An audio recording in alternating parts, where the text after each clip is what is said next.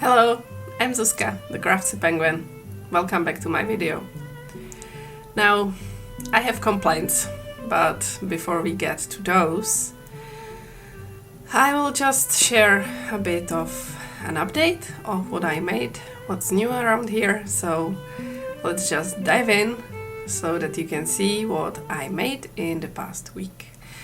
One thing that I made, and that's already at the new owners, were 3 of the octopus plushies, which I didn't have at that point when I showed you last time, but basically my friend's 3 sons decided they want an octopus that they saw on my pictures, and the mom, my friend Terda, she asked for the white one that I had, and when the kiddos saw the white one, they wanted their own, and when they saw the octopi on my pictures, they wanted the pink one.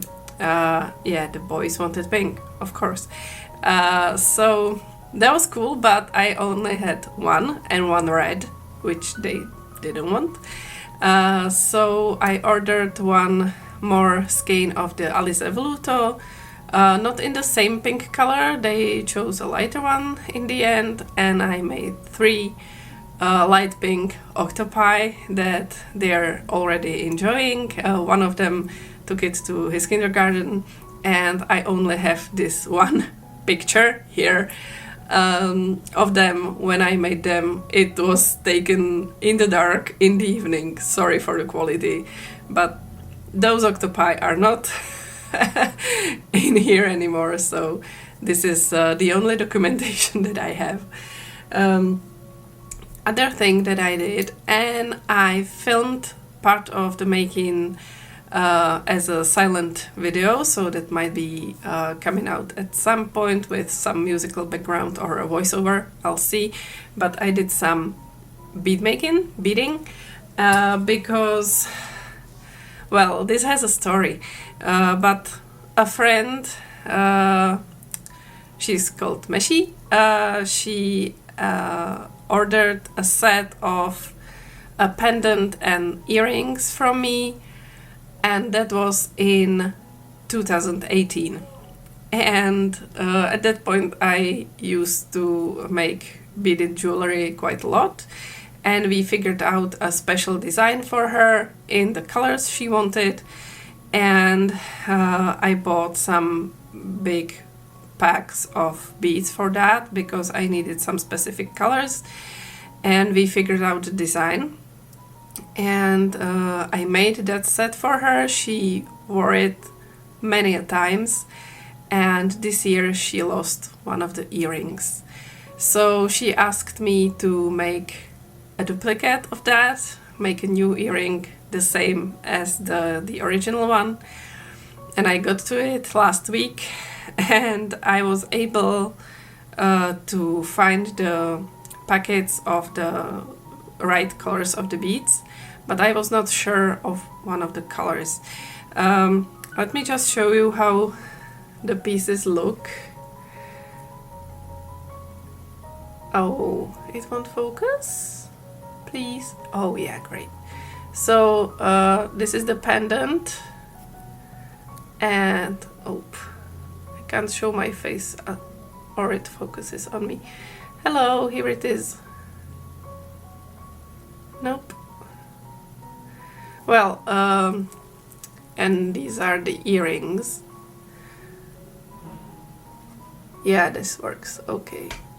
So I made her these, and when I was making them, thankfully, I took several pictures of the beads and the labels on the packets of the beads, because now when I returned to it, I was trying to match the right colors, and I was sure of 7 of them. There are 8 colors, I think. 1, 2, 3, 4, 5, 6, 7, yeah, 8, 7 or 8.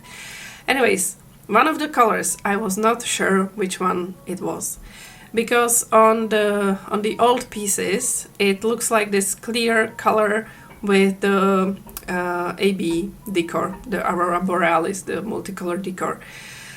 And I was not able to find the clear ones in my bead stash, and I was not sure if I had that color and used it up on something, but I couldn't figure out what it would have been, or if it was a different color that somehow looked absolutely clear on the pieces, or what happened.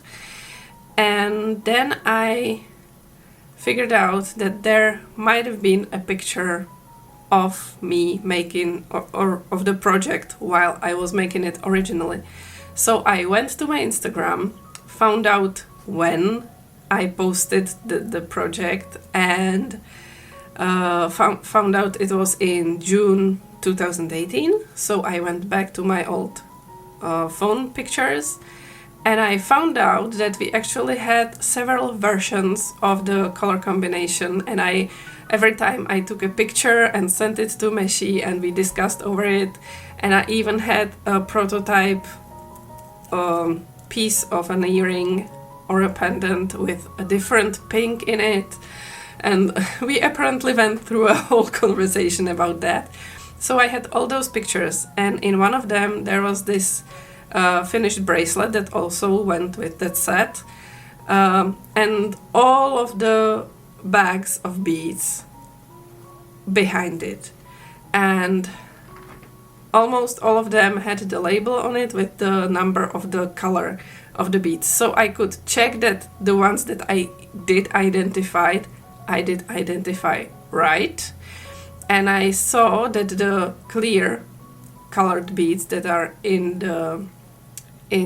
the earrings were actually slightly pink with that AB decor. And when I was searching that color in my stash, I thought it's either this pinkish one or there was one that was slightly purple with that AB decor. So I thought it's one of them. I did the comparison before finding these pictures, and I thought it might be the purple one. And then I looked at this photo, and it was the pinkish one. So that got sorted. Amazing. It was a long story, but yeah, I figured it's the pinkish one. I made it with that one, and I can see that between the old and the new earring, the clear glass on the clear coated beads turned a tiny bit yellow, like it aged a tiny bit. So now one of the earrings has this clear beads that look like really like clear or whitish or slightly yellowish, and the other one has the pinkish ones that are not aged, so they look tiny bit pink. So I'm not sure if the camera is going to pick that up, but this one has the pinkish beads. The handle, or how we would call it, the eyelet up here is made out of them, so you can see it in here, and the other one has it tiny bit less pink, you would say. So there is a slight difference, but I think first the new one is going to age as well, so it's going to be okay in a bit. It's caused by the UV light from the sun, and also Meshi used clear resin to keep the earring sturdier. So, and she plans to do it again with the new one, and the resin also yellows a tiny bit with age. So it's going to change color a tiny bit, and it's going to look the same, I think, in a quite short time. And anyways, you have each of them on the other side of the face, so it's not like you have them right beside one and the other, before your eyes. So I think it's all okay. Meshi is all right with that. The pendant is from the old set, from the old one. You can see it has slightly different order of colors in it, and in this case I basically used the first earring as a template to the new one. So as I said, I have a video of that. I hope it's in focus and everything, and I will be able to use it in the future. So there's one thing that I repaired or redid basically, and another thing that I redid only today, a few moments ago, is this wire wrapped coin. Again, it's a different coin this time. It's a coin that well, a couple of my friends who are together now, yeah, it is basically, yeah, it is the mom that I talked about a few moments ago. It's Terda, who has these 3 sons with the pink octopi, oh my god, the sea creatures. The husband, when they were starting dating, I guess, he found this old coin from the reign of English King George III, I guess it is, or the 4th. Whew. I'm not sure. The Mad King. So he found this coin and asked me to make a wire wrapped setting for it to have it as a pendant. So it had this wire wrapped cage around it, and that broke now. It's several years since it was made. It's, how much is it? It might be 6 or 7 years as well, something like that, 6-ish years. So it broke at the place where it's hanging on the rings. So this time I made it super sturdy, and I hope it's gonna be holding better. But she was basically wearing it a lot, and the kiddos are pulling on it sometimes, you know. So it had a lot of wear. So now the coin is newly wire wrapped. So you can see there is the head of the king, and there is Britannia or Victory or something like that. A muse. So yeah, she's wearing the coin, and she will be able to wear it again soon.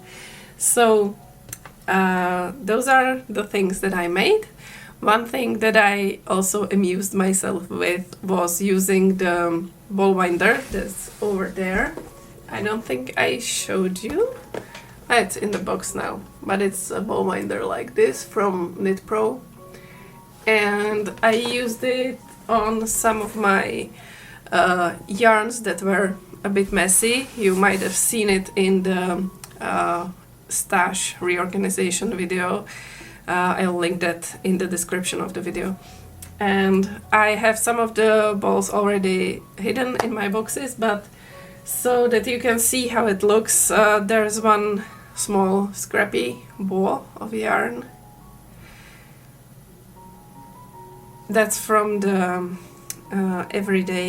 Himalaya Everyday yarn, and this is the Vlnab Batole. And I know it's white and the camera doesn't really like it, but I hope you can see how nicely wrapped it is.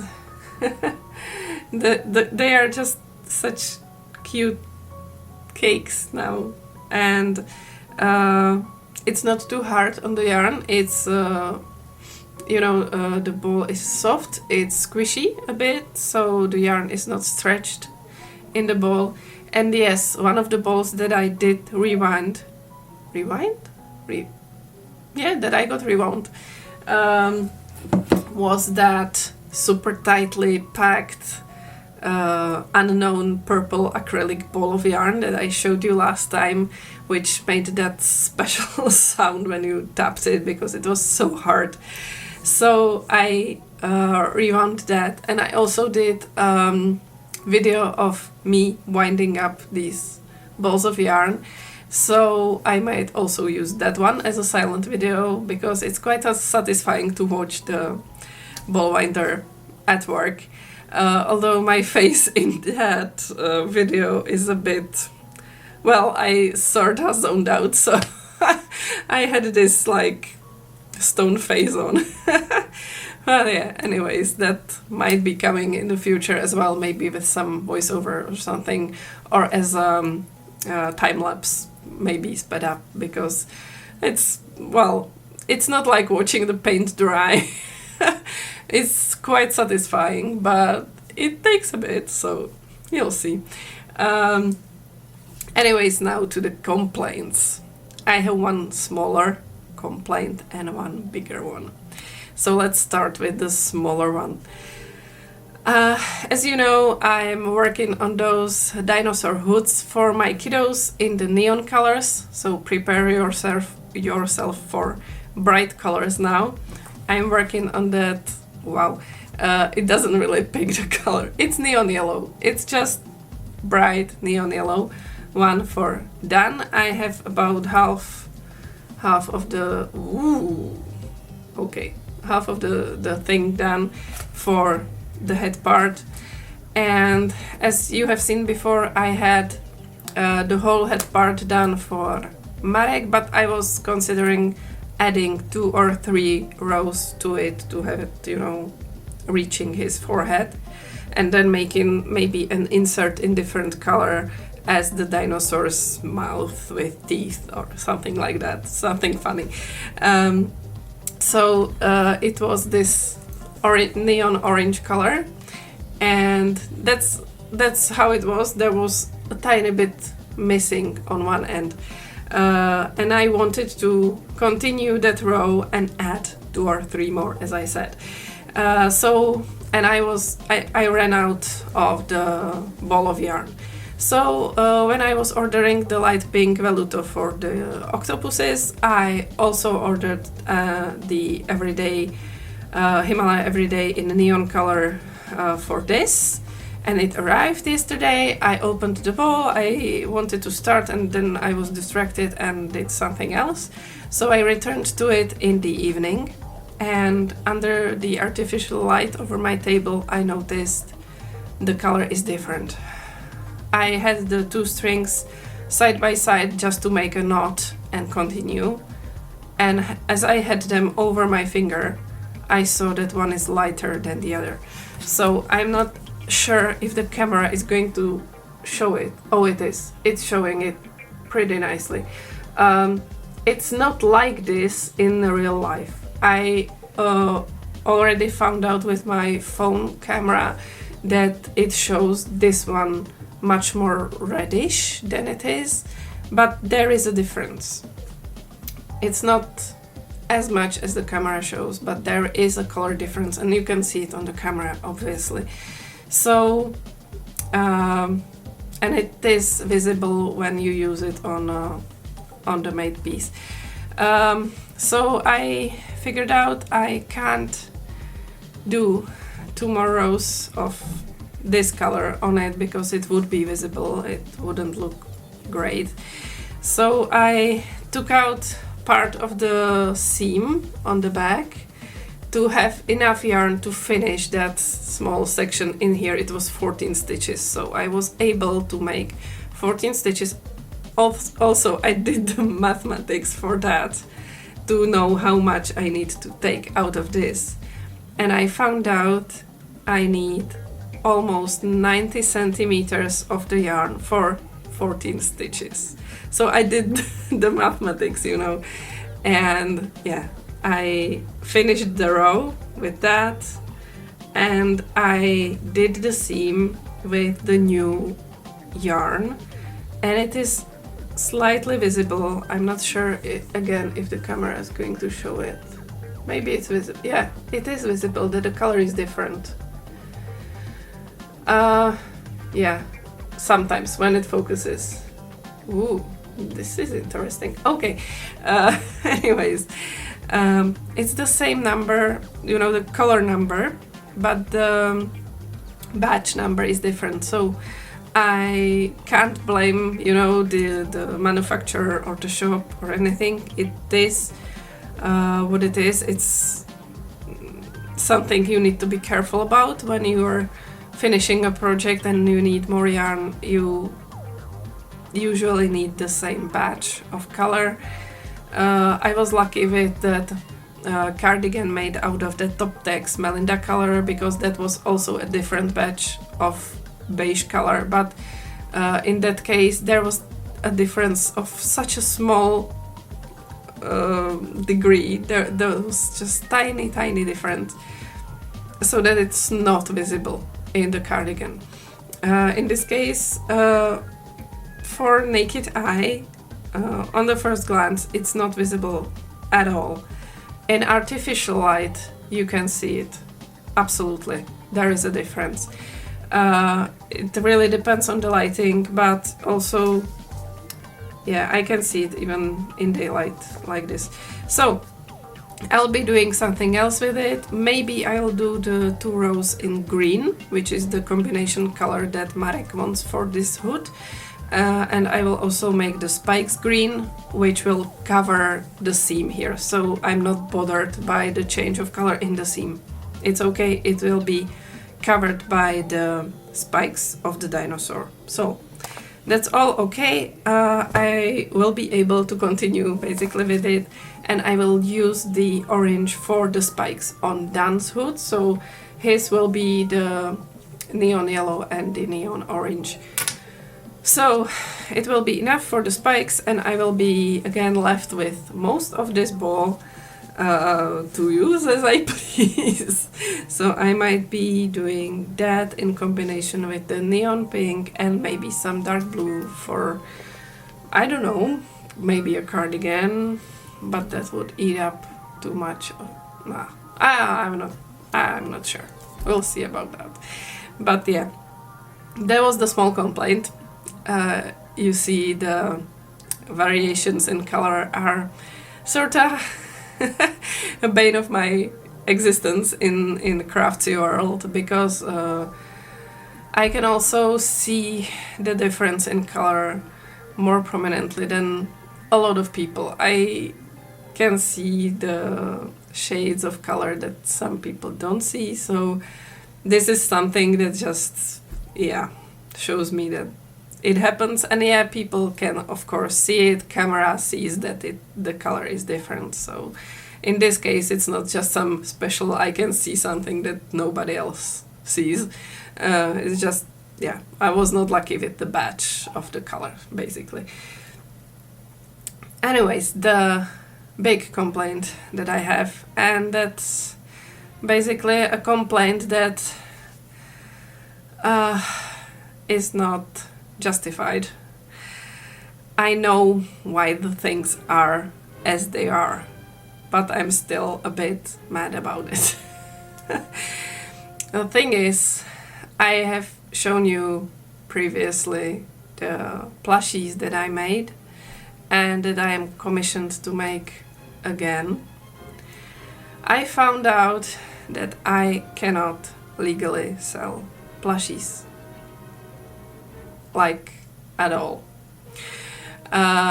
For now, I am sort of in the safe zone, because my business license is paused for now.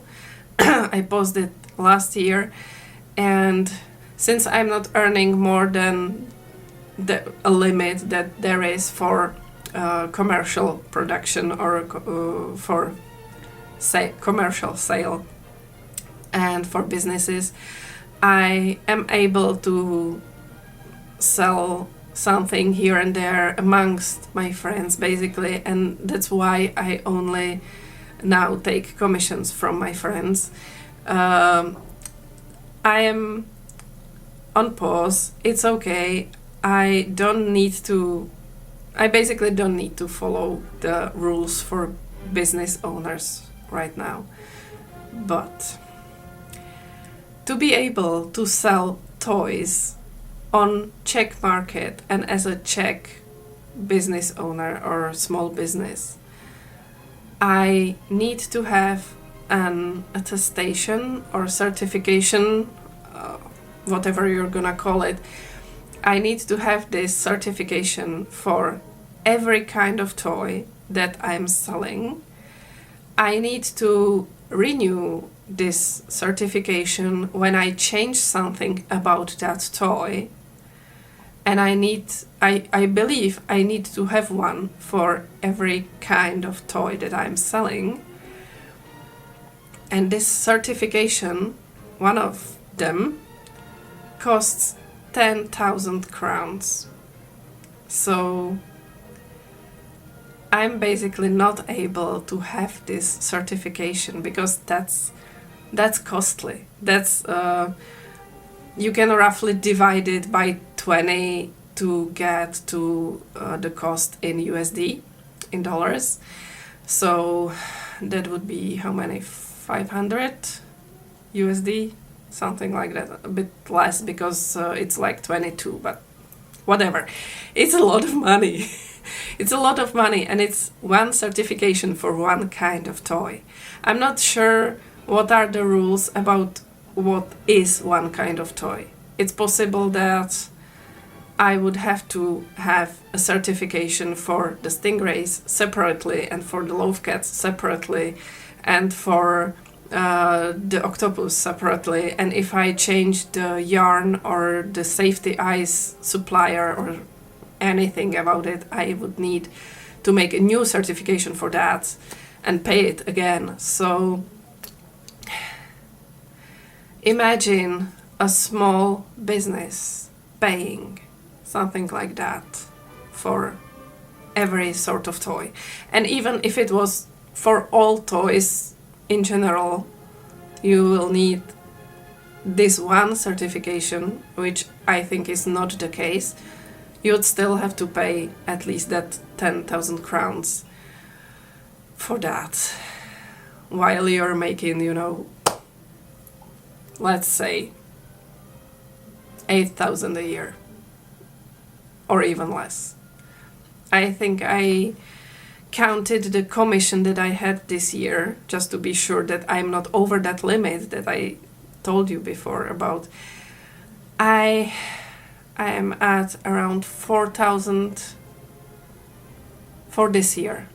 I earned 4,000 crowns with my crafts this year. So that's not viable, of course, like that doesn't work. But even if I was more active, if this was my main effort, if it was my full-time job, which it isn't and won't be ever, I don't think I could spend 10,000 crowns on a certification and needing more of them, spending several tens of thousands, it's not doable. So I understand why this certification exists. It's safety. It's the fact that you are selling something to parents of kids, for their kids. It needs to be safe. It needs to be certified to be safe. That's absolutely okay, I understand. It's just the cost of the thing. And the cause is, of course, that this is aimed at the big shops, at the big sellers of toys, at the chain stores of toys and the big manufacturers of toys. We don't need, unsafe toys on our market for the kids, especially not for the small kiddos, but also for the big ones. We don't need unsafe materials used. Of course, we don't want that. It's all right. But the bureaucracy, of course, doesn't want to specify that small business doesn't need to do that, or that small business has different rules, or I get it. It's logical, it works, it's safe, it's for the safety, it's understandable. But still, if you think about it, it means the end for anyone who wants to delve into it and is a small business. So, thing is, there is a lot of people who are selling crochet toys at markets or on Facebook Marketplace or at Czech Flair, which is like an Etsy or something of that kind, or at their own e-shops or websites. And there are people who have that certification. Maybe they do just one kind of toys, the dolls or teddy bears or something. But if you're making multiple and you're Czech-based business and you're selling at Czech sites or at sites that are connected to a Czech business, which even if I was selling at Etsy, I would still be legally obliged to have that certification. It's just not possible. People who are doing that either have that certification and wow for their earnings, or they don't, and they're trying to stay under the radar, and they're hoping they will never get checked. Because some of those that are selling at the markets and craft fairs and all that stuff, every time you go there can be official check from the bureau that issues these certifications, basically. And once they catch you not having the certification and selling toys, you can be fined heavily, monetarily heavily, for that. So basically I should stop making plushies, as it seems. I should keep to blankets and clothing, which doesn't have such kind of certification attached to it.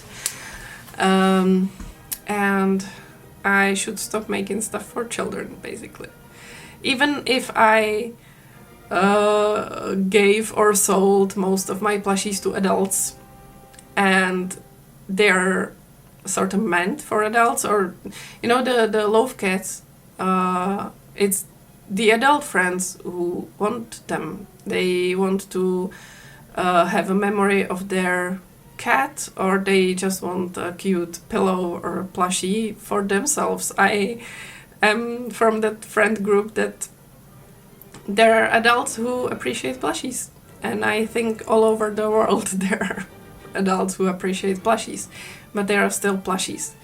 And some people who don't have the certification are trying to sell the toys with the caveat or a caution warning that these are not toys, these are decorations, these are not meant for children.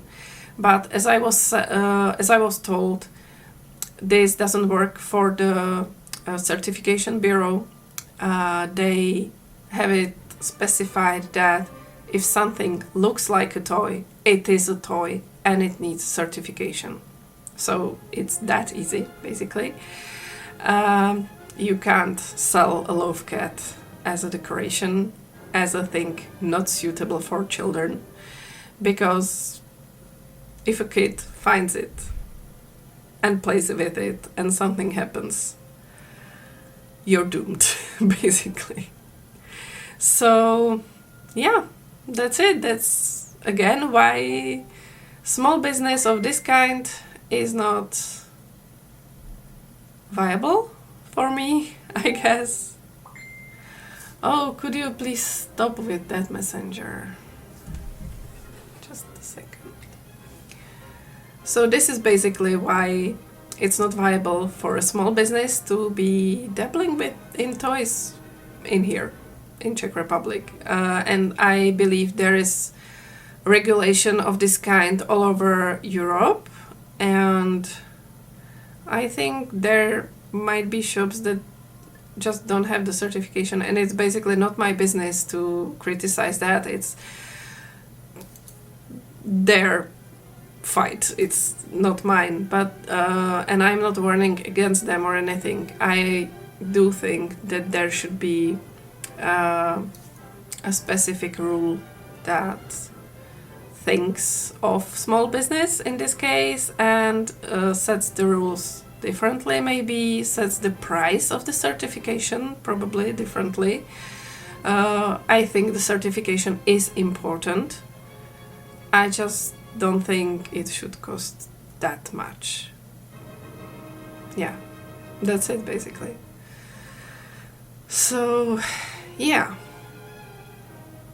that's why I won't probably ever post my plushies on a shop or selling place on the internet. And I'm sad about it because I wanted to. I just found out last week, and by chance I didn't know about this, and I never thought about looking into this. I had the business registration and I thought that's all one needs. Seems not. So yeah, so since my business is basically paused for now, I am still going to just take commissions from my friends. I'm going to warn them about this, even though I'm not obliged to have that certification at this point. But yeah, that's something I'm going to consider going forward. So it's going to be fun seeing all the people in the US and all over the place being happy selling plushies, and going to the markets with them and dreaming about doing the same. But I'm not gonna. Yeah, I'm kinda sour about that. But yeah, anyways, those are my complaints. Sorry for such a somber ending of the video. Maybe just cheer me up with something in the comments if you want to. I'm okay. It's it's not like pressing problem for me, but it's not fun. Yeah. Anyways, I thank you for watching again. I thank you for commenting, and check my social medias that are going to be linked in the description. Check the links that I'm going to put in there. Thank you again for listening to me. I hope you had fun times listening, watching, following, maybe doing something along. Tell me if you were, tell me what you're making. And for now, have a great time. Enjoy creating, enjoy crafting, and enjoy the colors. Goodbye!